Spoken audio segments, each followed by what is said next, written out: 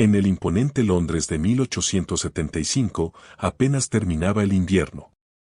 Aún la niebla, densa y escurridiza, se extendía sobre los tejados como un velo húmedo, tiñendo el aire con el persistente olor a hollín y a la humedad del Támesis. Las farolas de gas exhalaban un resplandor ambarino que luchaba por penetrar la penumbra. Y en el corazón opulento de Belgravia, la imponente Ashworth House se alzaba, no solo como una mansión, sino como una fortaleza silenciosa de mármol de Portland y severa disciplina. El aire interior estaba densamente impregnado de una riqueza silenciosa, casi solemne, que parecía haberse acumulado durante generaciones. Cada rincón exhalaba la memoria del linaje. El aroma profundo de la cera de abejas recién pulida se mezclaba con la calidez oscura de la caoba centenaria, la nota seca del sándalo viejo, que emanaba de los gabinetes, se entretejía con el dulzor añejo y persistente del vino de Oporto almacenado en las bodegas. Los gruesos tapices de terciopelo amortiguaban los pasos hasta convertirlos en meros susurros sobre el parquet. Y las lámparas de araña, encendidas, filtraban su luz dorada sobre los muebles que, por su antigüedad y solidez, parecían más permanentes que el tiempo.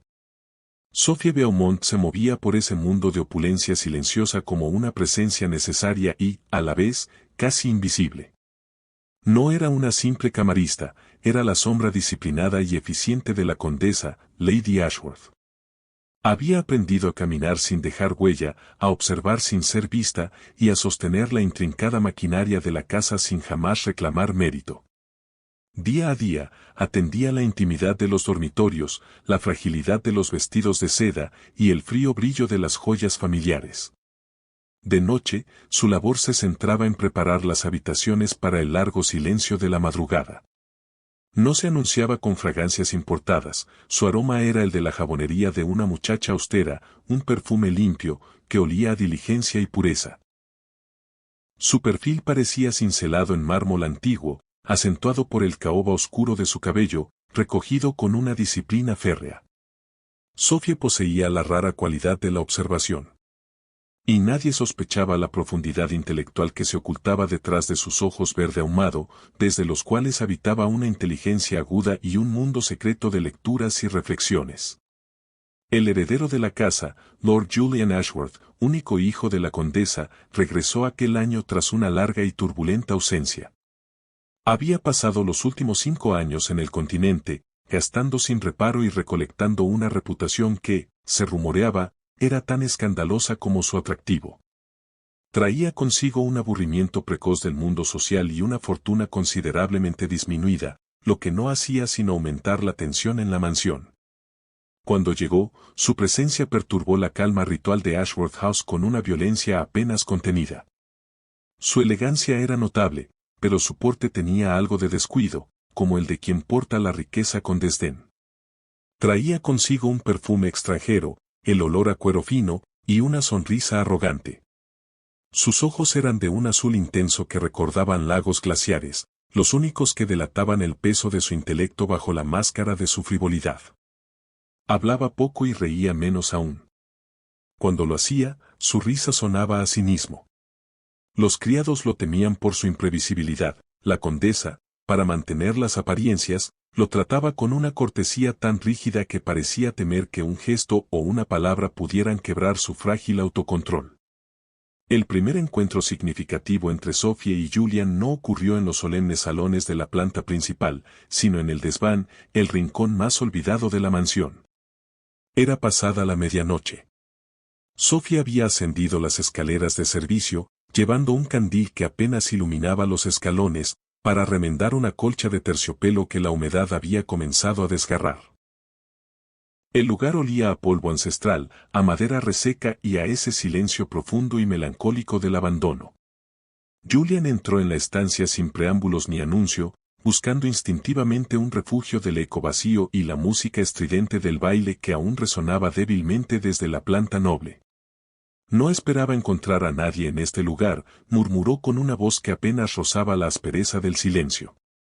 Sophie se puso de pie con una fluidez entrenada, mientras el candil proyectaba sombras nerviosas sobre las vigas.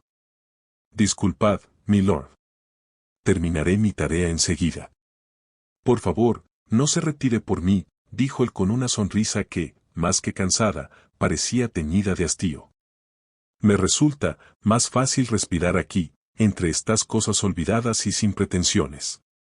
Ella, dueña de su compostura, volvió a sentarse para reanudar su labor, sin ofrecer más respuesta que el silencio concentrado.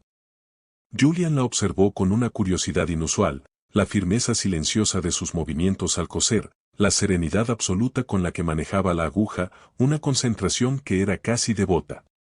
¿No os parece una ironía cruel, mademoiselle?, preguntó, apoyándose en un arcón polvoriento, que quienes habitan la sombra, como vos, conozcan la casa en su esencia mejor que nosotros, quienes la poseemos por simple nacimiento?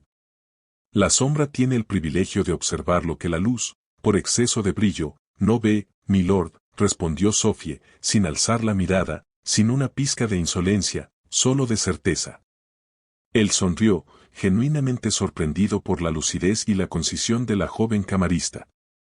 Por primera vez desde su regreso, Julian no habló de trivialidades, de frivolidades mundanas o de modas continentales.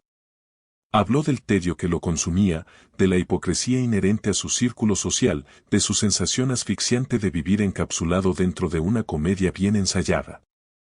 Sophie no ofreció la torpe réplica del consuelo, sino la atención absoluta, un silencio respetuoso, casi filosófico, que validaba su pesar.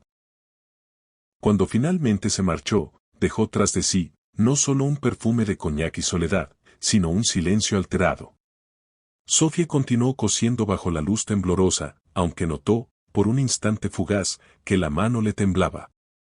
Aquella noche, sin que ninguno de los dos lo comprendiera en toda su magnitud, algo ineludible había comenzado a moverse entre ellos. Como una corriente subterránea bajo el pesado mármol de Ashworth House.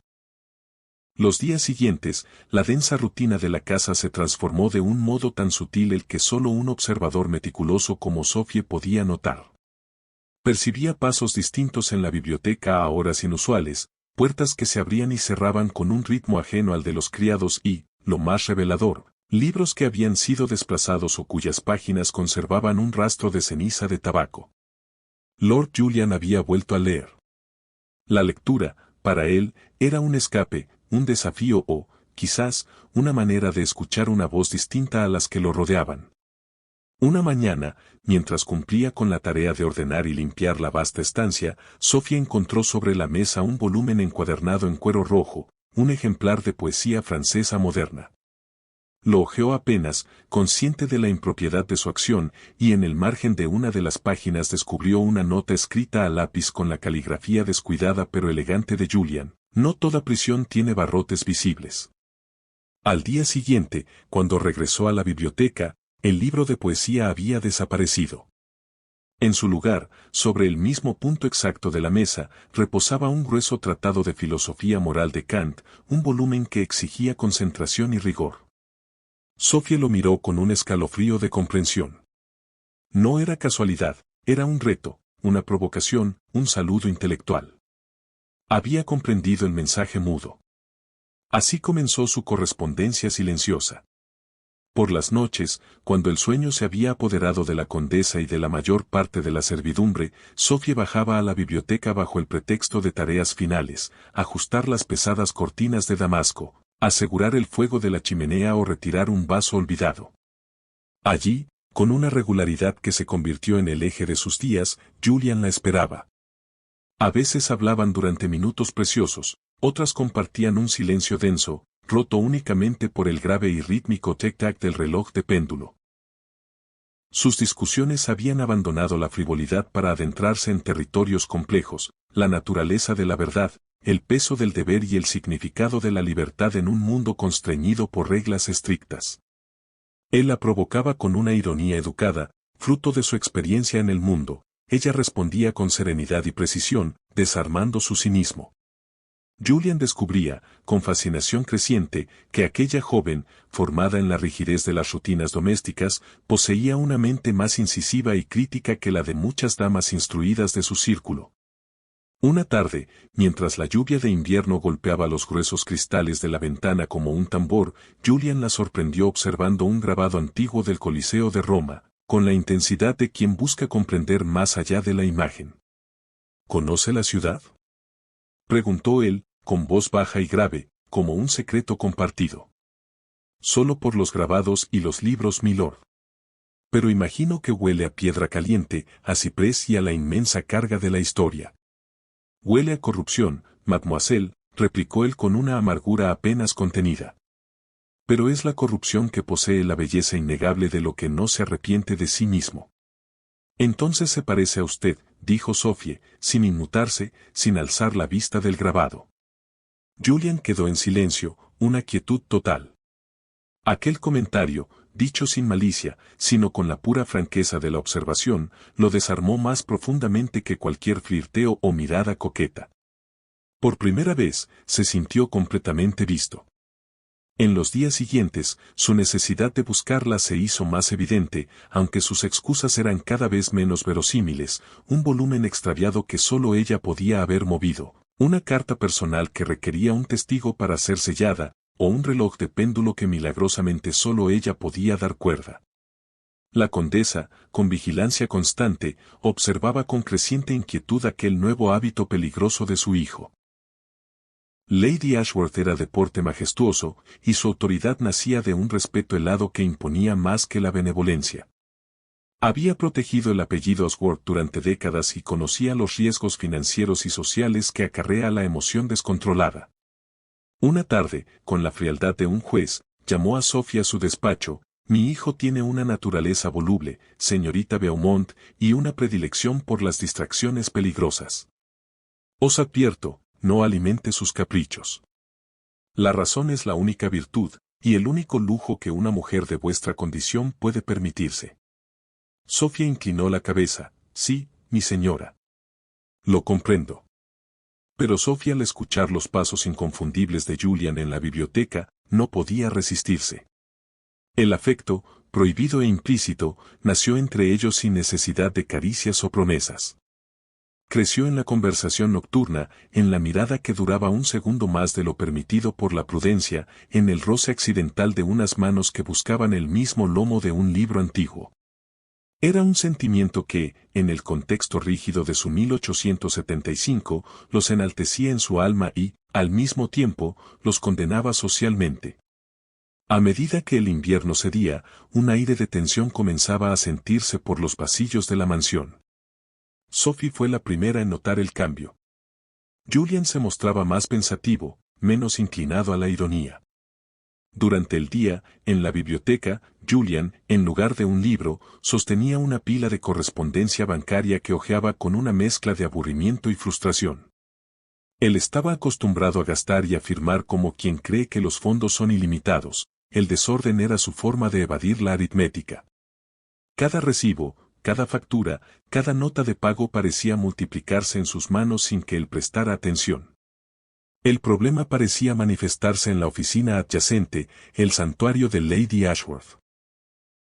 La condesa, bajo presión, había cedido un escritorio para el manejo de los asuntos de Julian, y él lo usaba como un vertedero de papeles delicados. La responsabilidad de Sophie era organizar toda la documentación de la condesa. Su eficiencia se basaba en la memoria y el orden, saber dónde estaba cada documento. Una mañana, mientras cumplía con su deber de despejar y archivar el caos generado por Julian, la verdad financiera de la familia Ashworth se reveló a su mente metódica. No fue por curiosidad, sino por la necesidad de mantener en orden la casa. Entre una montaña de facturas, encontró una carta de un gestor de patrimonio y varias copias de documentos que señalaban la existencia de grandes pagarés que ponían el patrimonio peligrosamente inestable. Julian se mostraba más silencioso. Sophie, sin necesidad de preguntar, sabía que la prisión de la que había escrito en el margen del libro se estaba materializando, la prisión de la deuda. El otoño llegó con un aire cargado de sospecha, acentuado por la llegada de un visitante regular, Lord Neville. Educado, elegante, pero con una sonrisa que no inspiraba confianza, Neville se presentaba como el acreedor. Exigía una restitución inmediata, insistiendo en que Julian le debía una fortuna. La tensión incrementaba por los muros de la mansión, volviendo a Lady Ashworth más rígida que nunca. Una tarde, Sophie, mientras cumplía una tarea de inventario cerca del despacho, escuchó la conversación clave. Neville, con fría cortesía, hablaba de un nuevo pagaré que, según él, era la consecuencia de otro de los descuidados excesos de Julian. Julian guardaba silencio, vencido por la culpa de su historial. La condesa, aferrada a su dignidad y al imperativo de mantener las apariencias, solo alcanzó a decir, haré lo que sea necesario. Lady Ashworth gestionaba vastos asuntos y había delegado los pagos más grandes y vergonzosos a su abogado. Ella había ordenado saldar una gran deuda meses atrás para evitar el escándalo, un recuerdo que había sepultado bajo la urgencia de olvidar la deshonra de su hijo y presionada por Lord Neville. Su primer instinto fue asumir lo peor, que Julian había incurrido en otra deuda idéntica. Su prioridad era sofocar el escándalo de inmediato. Esa noche, Sophie se deslizó hasta el despacho. Su mente de orden le gritaba que Neville estaba siendo demasiado vago. Un pago de tal magnitud no podía desaparecer sin un rastro fidedigno. Se dirigió al cajón desordenado de Julian y, como si buscara un alfiler entre la paja, halló un pequeño recibo grapado a una nota. La nota, mecanografiada y breve, decía, la suma fue saldada en junio. El recibo se entregó en mano a Lord Neville. Su corazón latió con una violencia terrible. Neville estaba intentando cobrar 2 veces la misma desgracia. Cruzó el salón y abrió el compartimento secreto detrás del retrato familiar. Allí, la condesa había guardado su propia salvación. El recibo original del pago con el sello de su notario. El pergamino tembló en las manos de Sophie. Sabía que para salvar a Julian, debía romper la confianza absoluta de su ama. Era una traición a su deber, pero una lealtad superior a la verdad y a la justicia. La mañana de la firma decisiva fue gris y se movía con una lentitud insoportable. Un silencio húmedo y opresivo impregnaba la mansión. Lord Neville aguardaba en la biblioteca, sentado y con un gesto de estudiado triunfo en el rostro. Julian estaba de pie, cerca de la chimenea, con el rostro pálido y la pluma en la mano, un instrumento que se sentía incapaz de usar. La condesa, serena en la superficie, se aferraba a su dignidad y a sus perlas como si fueran su único escudo. Entonces, la pesada puerta de roble se abrió con una firmeza inusual. Sophie entró. Llevaba su uniforme oscuro de camarista, el cabello perfectamente recogido bajo su cofia, las manos quietas. No habló de inmediato, caminó con pasos firmes hasta el centro del salón, deteniéndose justo bajo la mirada expectante de los tres. «Mi lady», dijo con una voz sorprendentemente clara y firme, «debo intervenir antes de que se consume una gran injusticia». Neville la miró con una mezcla de sorpresa y desdén absoluto. «Este no es lugar para una sirvienta, muchacha. Retírese. Es precisamente el lugar donde se decide el honor de esta casa, Lord Neville», replicó ella, sin bajar la mirada ni un ápice.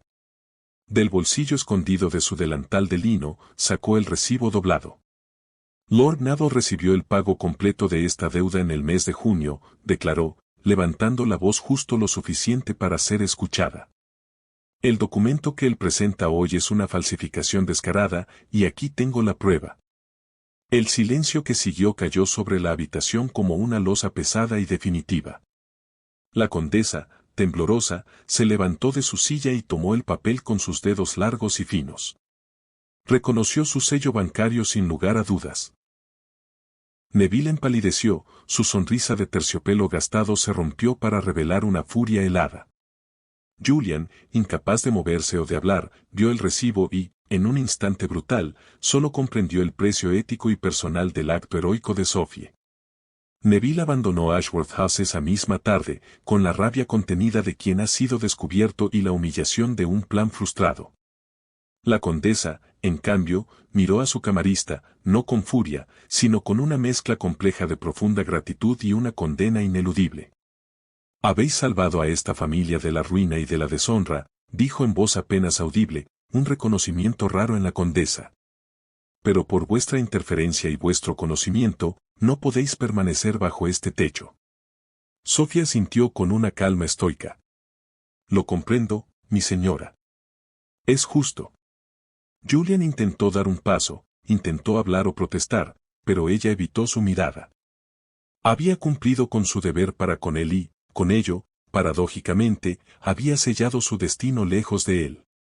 Al día siguiente, la mañana se descubrió con un cielo del color del plomo.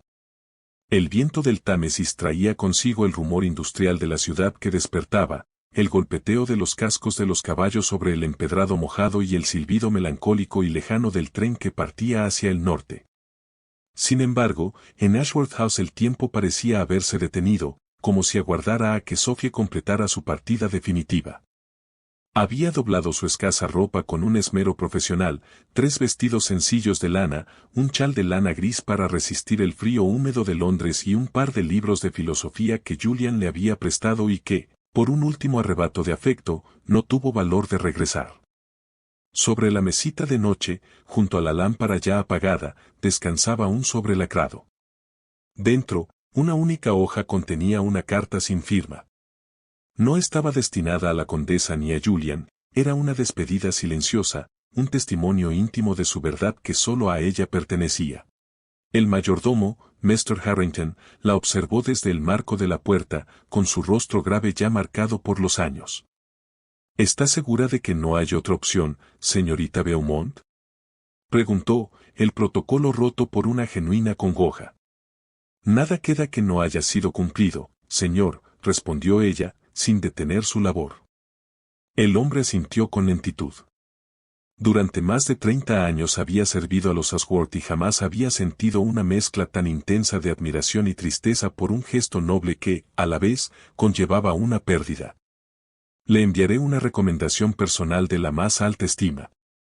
Ninguna mujer de su temple y su inteligencia merece desaparecer en la niebla sin un futuro. Sophie sonrió apenas, un gesto fugaz que apenas iluminó sus ojos. No hay niebla que no se disipe, señor Harrington. Solo hay que esperar pacientemente a que el sol la quiera tocar. Descendió por las escaleras del servicio por última vez. Los peldaños crujían con un sonido sordo, resonando como lamentos de una casa que sentía la ausencia próxima. El vestíbulo olía a piedra húmeda y a despedida contenida. Al cruzar las grandes puertas principales, la lluvia fina y persistente comenzó a caer, casi invisible, como si el cielo mismo respetara la solemnidad del momento. En el umbral, una figura la aguardaba, desafiando el frío y la bruma. Julian. Llevaba un abrigo oscuro abotonado hasta el cuello, el cabello revuelto por una noche en vela, los ojos cargados de un rojo evidente por la vigilia y la emoción reprimida. No dijo nada al principio. Solo la miró.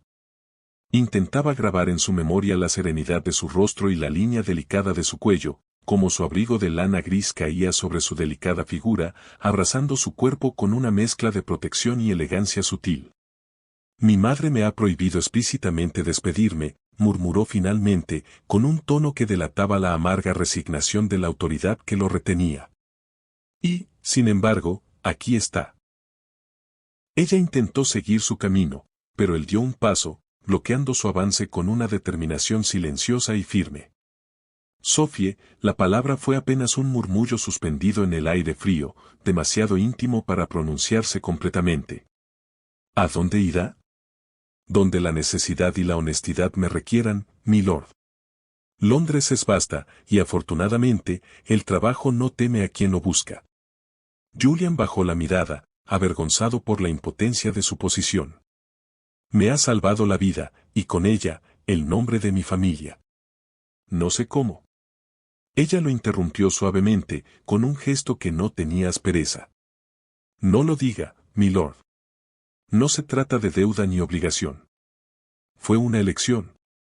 Por unos segundos, el sonido de la lluvia ocupó todo el espacio, llenando el aire con su monotonía rítmica. Él deseó tomar su mano, un gesto desesperado y casi prohibido, pero ella la mantuvo protegida entre los pliegues de su abrigo.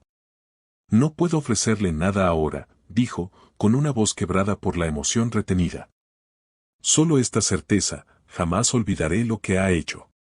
Y yo jamás olvidaré lo que no dijo, respondió ella, evocando las palabras y promesas que quedaron suspendidas entre ellos. Ambos compartieron una sonrisa teñida de melancolía, silenciosa y digna. No hubo promesas, no hubo besos robados, solo la comprensión profunda de quienes se aman demasiado para quebrar la integridad del otro. Sophie giró y caminó hacia la calle. Sus pasos resonaron sobre los charcos, perdiéndose rápidamente en el gris uniforme del día. Julian permaneció en el umbral, con la mirada fija en la lluvia que caía sin cesar, y cuando su figura finalmente se disolvió entre la bruma de Belgravia, comprendió con dolorosa claridad que toda su vida anterior había sido una espera inerte. Y que lo que viniera después sería una búsqueda constante e incesante, marcada por la memoria de aquel instante compartido.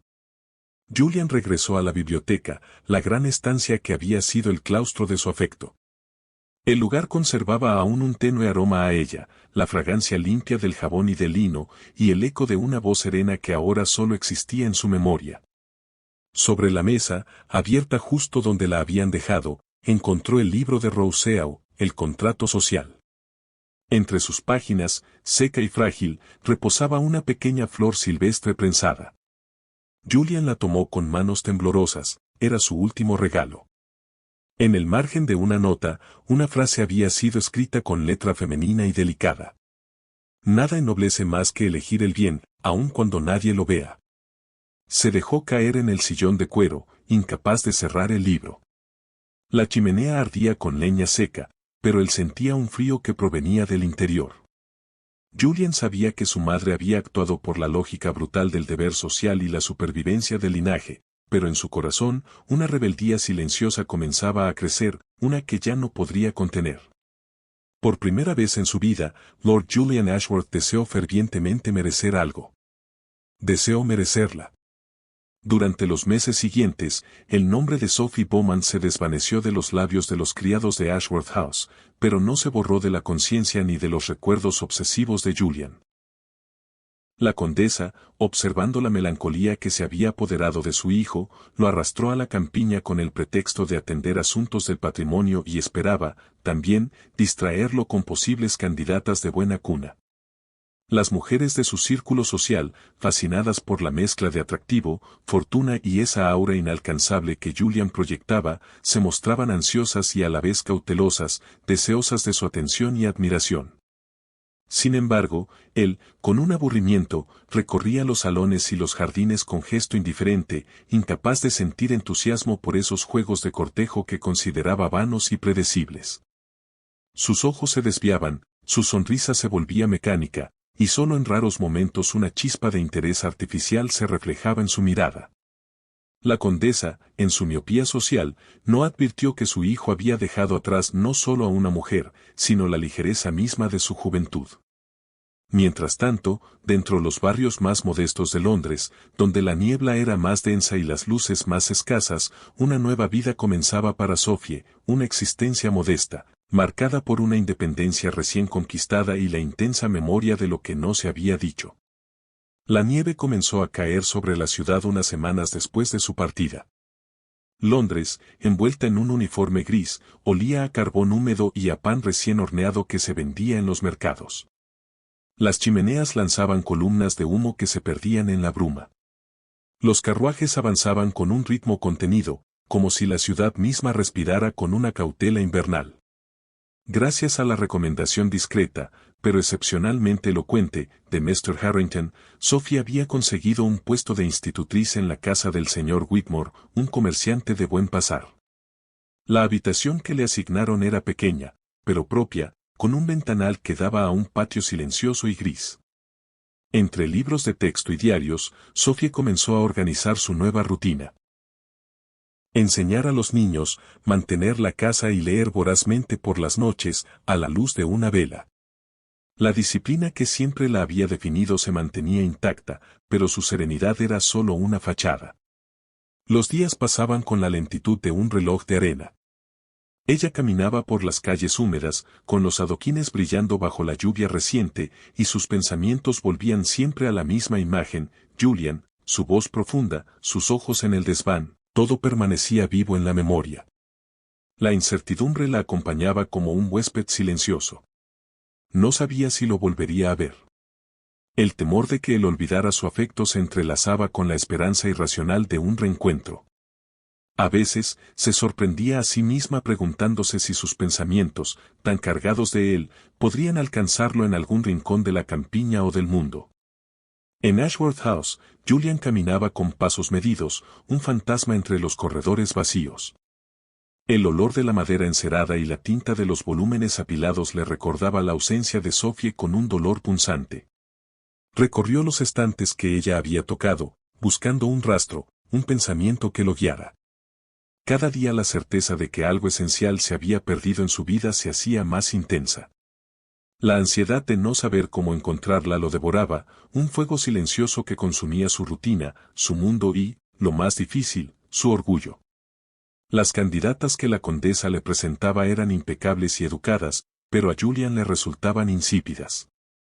Sus conversaciones eran repetitivas y carentes de profundidad, sus sonrisas, aunque calculadas para seducir, no lograban despertar un interés genuino. A veces, fingía cortesía con una ligera inclinación de cabeza, pero en su interior reinaba la indiferencia. Ni la belleza ni la riqueza de aquellas jóvenes conseguían rozar la memoria viva de Sophie. La vida continuaba en paralelo para ambos, separada por calles, clases sociales y circunstancias inmutables, pero un vínculo invisible mantenía sus almas intrínsecamente entrelazadas. El recuerdo, los gestos no correspondidos y las palabras no pronunciadas alimentaban la promesa silenciosa de un reencuentro que parecía imposible, pero al que ninguno de los dos se atrevía a renunciar. Y en la bruma persistente de Londres, bajo la lluvia y la luz tenue de las farolas, aquel amor atípico seguía creciendo, oculto, paciente e inquebrantable. Una noche fría mientras la lluvia golpeaba los cristales con un ritmo pausado que era casi hipnótico. Sophie permanecía en su pequeña habitación, iluminada apenas por la luz temblorosa de una vela. Ante ella reposaba un objeto que había guardado con un cuidado casi devoto, un volumen de poesía francesa, encuadernado en terciopelo oscuro que Julian le había prestado y que no tuvo el valor de devolver. Lo tomó y lo colocó sobre la mesa con una delicadeza ritual. Aquel libro era su única posesión cargada de memoria. Para cualquiera, sería un simple tomo olvidado, pero para Sophie contenía el aroma del sándalo, el calor de la biblioteca y el eco de una voz que aún parecía susurrar su nombre. El terciopelo conservaba un leve olor a humo y madera, y el roce de sus dedos sobre la cubierta le despertó algo parecido al vértigo. Entonces notó un detalle que había pasado inadvertido en los días de su partida, un pequeño sobre, cuidadosamente doblado, se ocultaba entre los forros del libro. Su respiración se suspendió. No había remitente, solo una caligrafía firme y elegante, inequívocamente suya. La distancia no rompe aquello que está unido por la verdad. El mensaje la atravesó como una luz en la penumbra. Julian había encontrado una manera de llegar a ella, con la discreción que su mundo exigía y la ternura que solo él sabía ocultar. En ese gesto silencioso cabía todo lo que el deber y la sociedad les negaban, el afecto, la lealtad y la esperanza. Sophie sostuvo el papel con manos temblorosas. El crujido del sobre se mezcló con el latido de su corazón, y por un instante creyó sentirlo cerca, respirando el mismo aire, pronunciando las mismas palabras. Pero la ilusión se desvaneció muy pronto, como lo hace la llama ante el viento. Sabía, con una claridad que duele, que entre ellos se alzaba un muro imposible de escalar. Ella era solo una mujer sencilla, sin fortuna ni nombre. Él, un heredero atado a un linaje que no admitía desviaciones, aun si el destino los enfrentara de nuevo, su amor no podría ser. Esa certeza no la llenaba de tristeza, sino de una serenidad suave, casi luminosa. Comprendía que había vivido algo que no todos alcanzan, un amor nacido del alma, no de la conveniencia. Y aunque no pudiera conservarlo, a ella le bastaba con saber que había existido. Los días pasaban y continuaba con su rutina en calma. Trabajaba, caminaba, leía, y en todo percibía un leve perfume de nostalgia. El libro de Julian seguía en su estantería, discreto, esperando como un guardián silencioso. Mientras tanto, Julian seguía atrapado en un mundo que parecía igual que antes, pero que ahora carecía de la luz de la verdad. Su madre le presentaba cuentas, títulos de tierras, compromisos y herencias por discutir, los invitados se mezclaban en cenas y bailes tediosos, pero él solo los atravesaba con la mirada distante. Cada conversación, cada risa superficial, le recordaba la ausencia de Sophie. A menudo buscaba refugio en la antigua biblioteca, no tanto por los libros sino por la presencia que aún parecía habitar allí. Se detenía frente a los lomos gastados, al polvo suspendido en la luz del fuego, como si esperara escuchar su voz entre los susurros del papel. La carta que ella había dejado abierta, aquella escrita para sí misma, era su única conexión tangible. La miraba y la leía una y otra vez, y en cada palabra hallaba un nuevo matiz, un indicio de su ingenio, de su coraje, de su corazón indomable. Los meses pasaron con la lentitud desesperante de un reloj que se ha detenido. Sophie se fortalecía en su independencia, una virtud que nunca había creído necesitar. Aprendía a moverse por la ciudad sola, a gestionar su tiempo y a confiar plenamente en su propio juicio. Sin embargo, cada noche su mente regresaba irremediablemente a Ashworth House. Al murmullo del fuego, al roce fortuito de unas manos, al instante en que la palabra no dicha lo cambiaba todo. Julian, en su mundo de terciopelos y cuentas bancarias, también cambiaba genuinamente.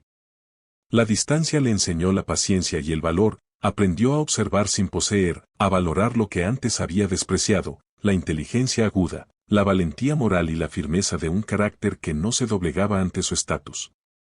Cada logro, un negocio salvado, una decisión acertada, un gesto de generosidad con un criado lo llevaba a la sombra de Sophie, quien le había enseñado a su corazón a mirar más allá de su propio deseo. La tensión entre ambos no se disipaba, era un lazo callado que los unía, pero que, por su condición social, los mantenía distantes. Ambos sentían la misma pregunta suspendida entre el tiempo y la niebla: ¿acaso el destino permitiría que sus caminos volvieran a cruzarse? Mientras los meses pasaban engañosamente, una tarde de finales de febrero, el señor Whitmore, su actual patrón, le pidió un favor menor, de esos que parecen insignificantes en el momento y sin embargo, se convierten en el eje de una vida. La señora Davenport necesita este documento con urgencia, dijo, extendiéndole un sobresellado con lacre de Borgoña. Es una clienta importante, vive en el distrito de Belgravia, es un poco lejos, señorita Beaumont, pero confío plenamente en su discreción. Sofía sintió con una calma profesional. El nombre de aquel barrio resonó en su interior con un temblor apenas perceptible. Belgravia, tan peligrosamente cerca del mundo que había dejado atrás. Abotonó su abrigo de lana, ajustó el velo sobre su sombrero y salió a la calle. El aire olía a lluvia reciente y al perfume tenue de los jardines cercanos. El carruaje avanzó lentamente, cruzando calles cada vez más amplias, hasta alcanzar la pulcra elegancia de las mansiones con columnas blancas y balcones de hierro forjado. Cuando la diligencia se detuvo, Sofía descendió con cuidado. Llevaba el documento entre sus manos enguantadas y respiró hondo antes de acercarse a la puerta. De la mansión flotaba una música tenue, la orquesta tocaba valses en el interior, el sonido del violín y el murmullo de las voces elegantes se mezclaban con el perfume dulce de las flores de invierno. La sirvienta que abrió la puerta le explicó que la señora Davenport se hallaba en un salón contiguo, ocupada por los preparativos de un gran baile. Sofía aguardó unos instantes, sosteniendo el documento. Entonces, un movimiento sutil en el fondo del vestíbulo la hizo contener la respiración. Era Julian. Estaba allí, entre un grupo de caballeros, vestido con un frac oscuro que acentuaba la severidad de sus hombros. Su cabello, ligeramente desordenado, brillaba bajo la luz suave de los candelabros. Llevaba el mismo aire de elegancia descuidada, pero su rostro tenía una sombra que Sofía reconoció como propia, la del hombre que había amado y que había sufrido en silencio. Julian alzó la vista, distraído al principio, y luego la vio, un calor contenido recorrió su pecho, mezcla de alivio y asombro, como si tras meses de búsqueda hubiera encontrado por fin lo que creía perdido. Un brillo involuntario iluminó sus ojos antes de que su compostura lo reclamara.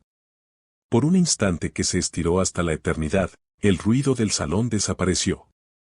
El mundo quedó suspendido entre aquellas dos miradas, separadas por la vasta distancia de la clase, pero unidas por el recuerdo. Sofía no supo si debía retroceder o avanzar. Julian dio un paso, luego otro, con la cautela de quien teme que cualquier movimiento brusco disipe una visión. Cuando estuvo cerca, la luz de las velas dibujó en su rostro la emoción contenida, esa mezcla de sorpresa y ternura que no necesitaba una sola palabra. Sophie, murmuró, apenas audible, su nombre completo en un suspiro. Ella bajó la mirada, dominando el temblor que sentía en los labios. Milord.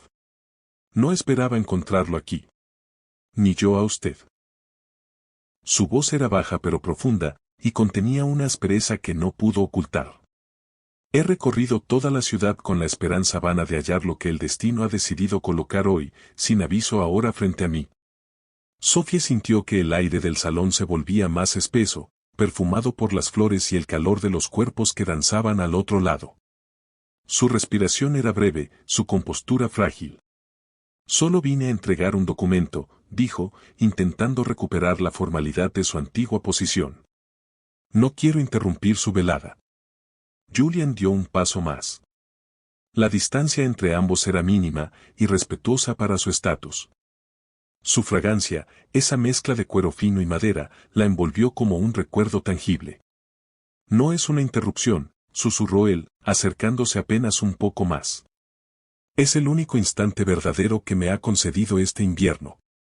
Por un momento, el silencio cómplice regresó. El murmullo del salón parecía alejarse. Sophie alzó la vista y encontró en los ojos de Julian no la frivolidad de antaño, sino una melancolía profunda, un anhelo que reconoció como el reflejo exacto del suyo. El deber los reclamó, una voz llamó a Sophie, era la señora Davenport. Ella respiró con dificultad, y antes de girar para cumplir su encargo, sus manos se rozaron apenas con las de él, el contacto fue leve, eléctrico, bastó para avivar la memoria de todo lo que había quedado suspendido y esperando entre ellos. Sophie entregó el documento y se dispuso a marcharse con la misma prisa con que había llegado. Julian permaneció en el mismo lugar, sin moverse, observándola desaparecer entre los ecos de la música, y entonces supo, con una certeza ardiente, que no podía permitir que el destino dictara perderla simplemente. Al salir el aire era más frío de lo que Sophie recordaba, al cruzar el umbral de la mansión, el murmullo del baile se transformó en un eco lejano, amortiguado por el rumor de la nieve que comenzaba a caer sobre los adoquines. Las farolas de gas proyectaban círculos dorados y la tranquilidad parecía hecha de cristal. Sophie apretó su abrigo contra el pecho, intentando retomar el pulso de la realidad. Pero antes de alcanzar la calle una voz familiar y tensa, se escuchó con calma. Sophie. Ella se detuvo, no necesitó girarse para reconocer la resonancia. Julian descendía los escalones de piedra con un abrigo de lana oscuro que flotaba con el viento. Su respiración era visible en el aire helado, blanco e impaciente, se detuvo solo a un paso de ella, con la expresión de un hombre que teme hablar y que sin embargo, no puede callar la verdad. Su corazón, en la espera de meses parecía querer romperse ante aquel instante. No podía dejarla ir otra vez, dijo él, con una sinceridad que desarmaba cualquier protocolo social. No después de tantos meses buscándola en cada rostro anónimo de Londres. Sophie bajó la vista mientras el resplandor del gas se reflejaba en sus pestañas ya cargadas de humedad invernal. Milord, susurró, con una voz casi rota. No debió hacerlo, no hay nada que deba decirse entre nosotros. Julian negó levemente con la cabeza. El viento agitó su cabello, y un copo de nieve se derritió sobre la solapa de su abrigo. No puedo aceptar esa mentira, respondió con voz grave y segura. Desde que partió, he intentado vivir como si su ausencia fuera solo un recuerdo agradable, pero no lo es una herida que no cicatriza. Sophie lo miró entonces, y sus ojos verdes, como la bruma del invierno, parecían debatirse entre el deseo profundo y una prudente resignación. Mi vida ahora pertenece a otro lugar, dijo con una serenidad fingida. A otra clase de recogimiento, milord. ¿Y el nuestro? Replicó él, dando un paso más cerca, rompiendo por completo la distancia social. ¿Aquel afecto que nació en la penumbra de la biblioteca? ¿Aquel mutismo lleno de razón que compartimos? El corazón de Sophie se contrajo con fuerza. Las palabras que deseaba pronunciar ardían en su garganta, pero el miedo a la ruina, la suya, la de su reputación, La de él pesaba más que cualquier anhelo. Entonces Julian extendió la mano y sacó del bolsillo interior de su abrigo un pequeño papel cuidadosamente doblado, ya amarillento por el tiempo. Era la nota que ella había dejado escrita para sí misma, que él releía con reverencia. «Siempre la he conservado cerca», dijo Julian, con un hilo de voz. «Para recordarme que no tengo derecho a olvidarla, que no debo hacerlo». Sofía contuvo el aliento. No era una simple nota, era un fragmento de su propia voz y de su pasado, ahora en manos de él sostenido con cuidado y respeto. La conexión entre ambos se volvió tangible, la memoria, la ternura y la esperanza escondidas estaban en aquel pequeño papel.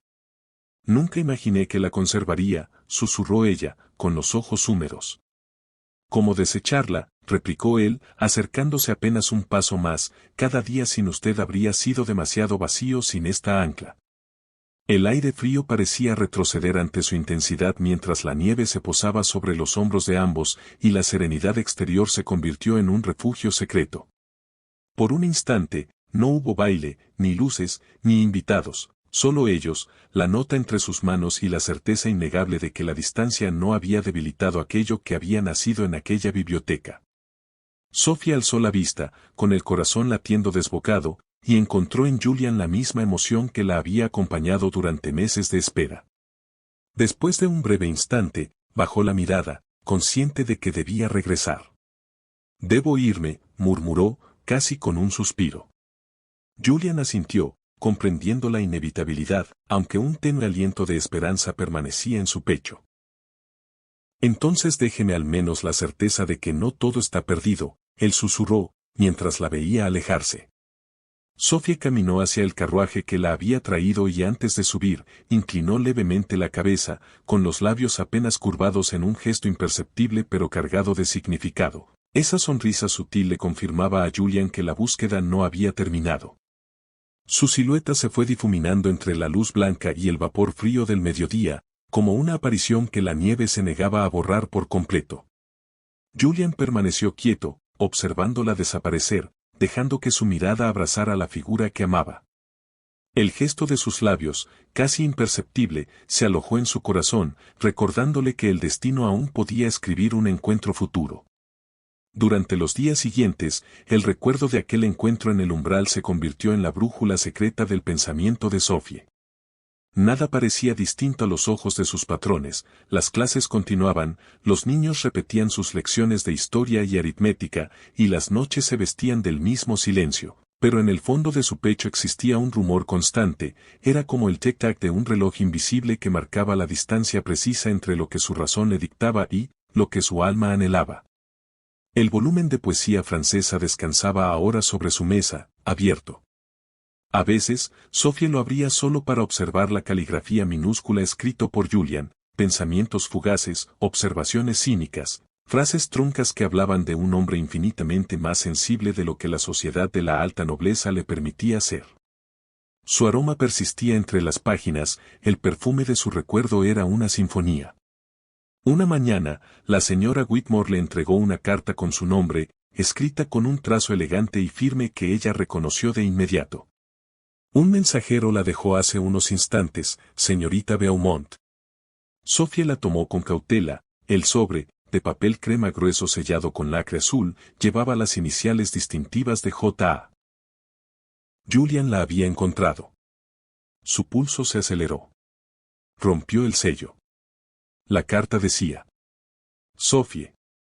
Si el destino se complace en susurrar nombres entre la nieve, es porque aún no ha terminado su obra con nosotros. No le pido una promesa ni un encuentro secreto en la oscuridad, solo le pido el derecho a verla una vez más, a la luz abierta del día, sin penumbra ni engaños. Mañana, al mediodía, en los jardines de St. James. Donde la niebla, con un poco de suerte, se abre y el invierno respira más lento. Julian». Sofía cerró los ojos. El papel temblaba ligeramente entre sus dedos, sabía que acudir implicaba cruzar una frontera casi imposible, invisible y definitoria, entre la razón y el deseo, entre el deber ser y la entrega total a un sentimiento. El resto del día transcurrió con una calma impostada, mientras su mente repetía las palabras de la carta una y otra vez, analizando cada implicación. La mañana siguiente amaneció envuelta en un resplandor blanco con un sol bajo y escarcha. Londres parecía cubierta por un manto de plata helada. Sophie caminó despacio hasta el parque, el aire se sentía cortante en sus mejillas, el corazón latía con un ritmo irregular que no podía controlar. Julian ya la esperaba junto al lago helado.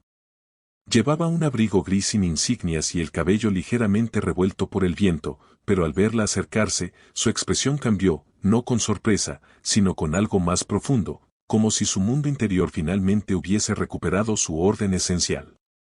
Ella se detuvo a pocos pasos. No debí venir, murmuró, como una confesión. Y sin embargo, está aquí, respondió él con suavidad, con una nota de triunfo en la voz. La nieve crujía bajo sus botas al caminar, el silencio era tan puro que creyó oír el rumor del agua moviéndose bajo la gruesa capa de hielo. Julian se acercó un poco más, con ese gesto retenido que siempre la había conmovido. He intentado aceptar su ausencia, Sophie, intentando convencerme de que era el camino más honorable.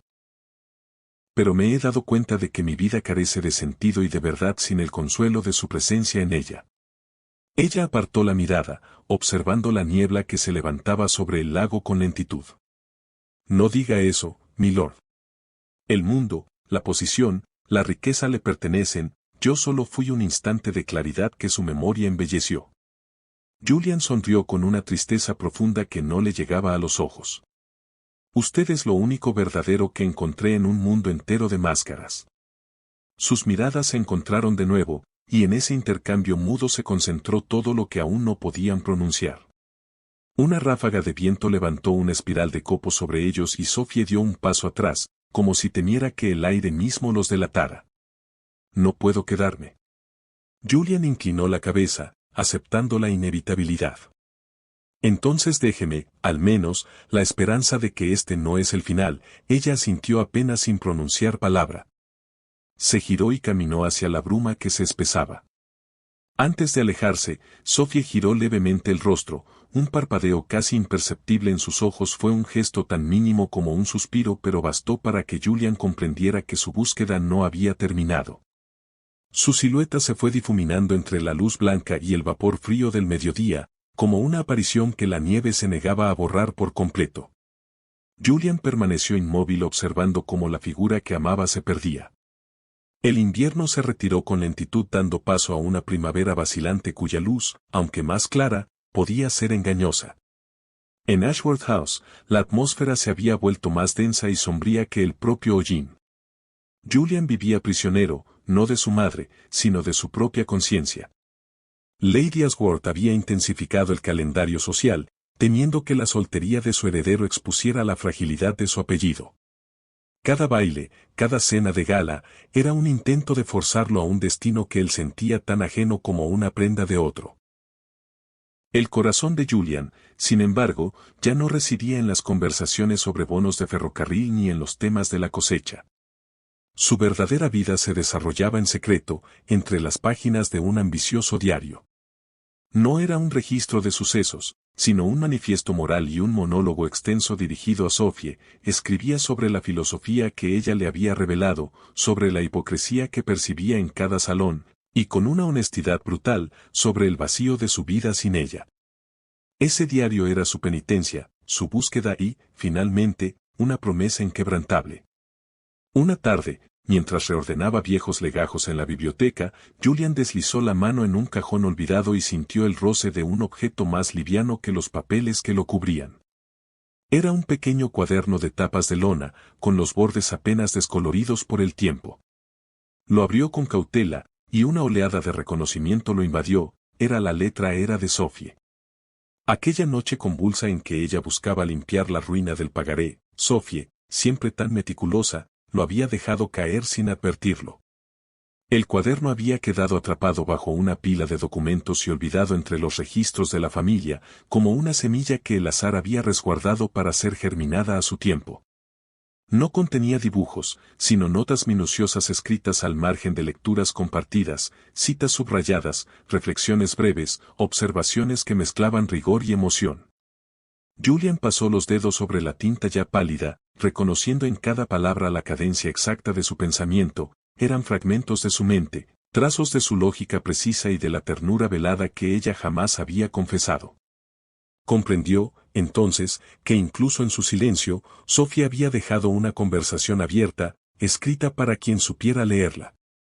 Aquel hallazgo lo estremeció durante días, las notas se convirtieron en una lectura devocional. En ellas encontró no solo recuerdos, sino señales de una mujer que observaba, analizaba y comprendía el mundo con una lucidez que desafiaba su tiempo. Y con cada frase, el deseo de buscarla se transformó en una firme resolución. Mientras tanto, en la casa del señor Whitmore, Sophie, aunque competente y respetada, sentía que su intelecto se marchitaba bajo el peso de la rutina. La vida modesta era segura, pero carecía del estimulante desafío que Julian había encendido en ella. Necesitaba más que rudimentos de aritmética y la estricta cortesía de sus patronos.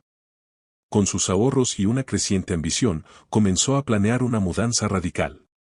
Su objetivo no era huir de Londres, sino construir un nuevo pilar de autonomía profesional que, en el futuro, le permitiera cruzar la frontera social sin necesidad de un pasaporte ajeno. Una mañana, mientras se disponía a realizar las acostumbradas diligencias por la ciudad, al salir Sophie levantó la mirada hacia un roble centenario que se encontraba justo frente a la casa. En su hueco, encontró una nota doblada.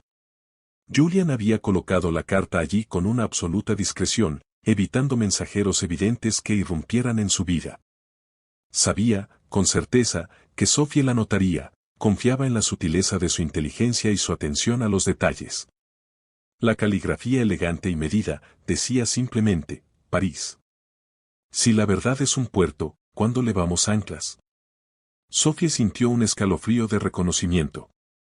Julian no apelaba al pasado, sino al porvenir, no la llamaba a una huida, sino a una convergencia. Él no había irrumpido en su vida, sino que la había seguido con la discreción de quien respeta aún los límites entre el amor y la libertad. Ella cerró la nota lentamente, y por primera vez en muchos meses, se sintió con una luz distinta, más firme y más serena, estaba decidida, era hora de dejar Londres. No iría a París por él, sino por el futuro que ahora sabía, con absoluta certeza, bien merecía. El aire de París era más ligero, menos asfixiante que el de Londres, estaba perfumado con la promesa de una libertad que Sophie nunca imaginó. Había conseguido un puesto de preceptora principal en una familia diplomática, una posición que le ofrecía respeto, un buen sueldo y, sobre todo, una vida en el barrio latino. Vivía sola en un pequeño apartamento cerca de la Sorbona, donde pasaba las tardes nutriendo su mente. La rigidez londinense se había transformado en una autonomía formidable. En Ashworth House, Julian había tomado su decisión final. En julio informó a su madre, con una calma implacable, que no se casaría por conveniencia ni por deber. Le entregó el diario que había escrito, su manifiesto moral, como prueba de que su alma ya estaba irrevocablemente comprometida. La condesa, al leer la verdad de su hijo, no reaccionó con la furia esperada, sino con una derrota fría y silenciosa. Comprendió que había perdido algo más vital que un buen partido, la sumisión y la felicidad sencilla de su heredero. Una mañana fría de noviembre, Sophie se encontraba en una mesa de un café cerca de los jardines de Luxemburgo, inmersa en un ensayo sobre la justicia social. Estaba completamente absorta, con el cabello recogido con sencillez y con el semblante concentrado. Entonces, la sombra de un abrigo de viaje cayó suavemente sobre su mesa. Julian estaba allí. No vestía el formal frac de un lord inglés, sino un traje de tweed modesto, el de un viajero o de un hombre de ideas. Su cabello era algo más largo y mostraba un desorden meditado, y sus ojos, al mirarla ardían con una intención que anulaba cualquier protocolo. Creí que la encontraría en Londres, dijo al fin con voz baja pero firme, pero sabía que solo podía hallarla aquí, en el lugar de las ideas. Sophie cerró el libro de golpe, conteniendo la poderosa emoción que la atravesó, quiso asegurarse de que su reacción fuese medida. «Milord», Le aseguro que mi partida fue un acto de independencia, no una invitación a que usted me siguiera. Mi vida, finalmente, es enteramente mía. Lo sé, respondió Julian, con una humildad que la desarmó. Por eso la he seguido, Sophie. No vengo a ofrecerle mi nombre ni mi fortuna. Vengo a preguntarle si, de igual a igual, me acepta como su compañero intelectual y moral. He vendido mis acciones en las minas familiares y liquidado mi parte de las tierras. He adquirido una pequeña editorial aquí, en la Rive Gauche. Sacó un pequeño volumen del bolsillo interior de su abrigo, encuadernado en cuero sencillo. Era el diario que había escrito en Londres, su confesión silenciosa. Este es mi contrato social con usted, y con el mundo que usted me enseñó a ver, dijo, colocándolo sobre la mesa. Esta es mi verdad, mademoiselle. ¿Quiere leerlo? Sofía alzó la vista mientras la luz suave de París se reflejaba en sus ojos verdes, y por primera vez vio no al joven cansado del mundo, sino al hombre que la amaba. Tomó el libro con un leve temblor en las manos. Si usted ha cruzado fronteras y renunciado a su mundo por una verdad, milord, dijo, usando el título por última vez, como un adiós al pasado, no puedo negarme a su compañía. Julian sonrió con una felicidad más ligera. Se inclinó y, en un gesto que era a la vez reverencia y profunda intimidad, tomó la mano de Sofía y depositó un beso breve y suave pero cargado gran significado, no fue sobre los dedos, fue justo al reverso de la muñeca, en el pulso. Era un reconocimiento de su corazón, de su vida y de su amor por ella. Entonces, Mademoiselle Beaumont, dijo él, sentándose en la silla vacía frente a ella, podemos empezar por aquí. Hábleme de su lectura, ¿por qué es tan importante la ética moderna? Sophie, sintiendo el calor del beso que se desvanecía en su pulso, sonrió. El ruido del café se disolvió y el silencio íntimo de su biblioteca pareció regresar con ellos a la mesa. El reencuentro no marcó un desenlace entre ellos, sino el comienzo de una complicidad donde el pensamiento incrementó el deseo, y las ideas fueron una forma más profunda de amar. Y así, entre los ecos de Londres y los suspiros de París, esta historia nos recuerda que el amor más profundo no siempre nace del deseo, sino del encuentro entre dos almas que aprenden a amar, pensar y sentir en el silencio. Y que la distancia, las diferencias sociales y los obstáculos más pesados nunca serán suficientes para romper un amor verdadero. Si te ha cautivado esta historia, suscríbete al canal, deja tu like y activa la campanita para no perderte los próximos relatos. Y cuéntanos en los comentarios. ¿Qué fue lo que más te tocó el corazón de esta historia?